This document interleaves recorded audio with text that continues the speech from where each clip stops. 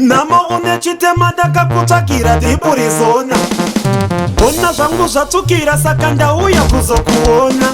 Gava kwawaiti wana uchati wana ikoko.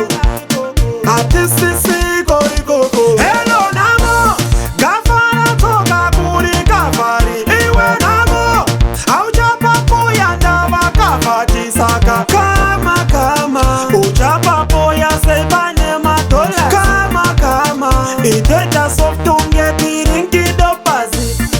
Zvese zvakandita zvakudzoka zvakadhabhula. Waindiswedza nenzara segafa ndaikudhabhura. Ndizvo zvakazoita kuti ndizoti hapura katapura. Chiona kamanje chikafa chiye chakufura patafura.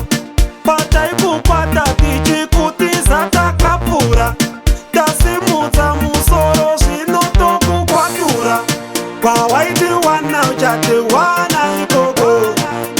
Hatisisiko ikoko. Hello namo gavara toka kuri kavari. Iwe namo auchapapoya ndava kavati saka. Kama uchapapoya sebane madola.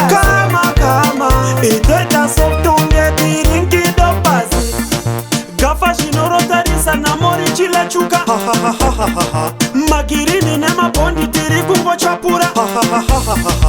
Ona zvakuita chikafa icho. Vamwe voti zvonidai chafa icho. Vari kurwadziwa vasati vati nhasi tinovapa makafimo. Keta chikafa patani kana tole mari ava ma1 tarisa kana fashion. Kastepo kacho ndichibuda mujan.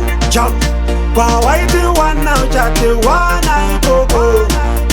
Hatisisiko ikoko. Hello namo gavara toka kuri kavari. Iwe namo auchapapoya ndava kavati saka. Kama uchapapoya sebane madola.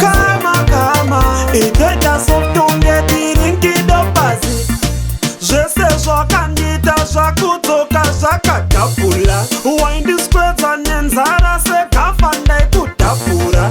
Ndizvo zvakazoita kuti ndizoti hapura katapura.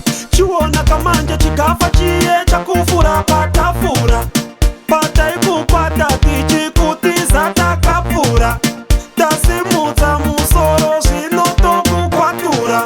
Kwawaiti wana uchati wana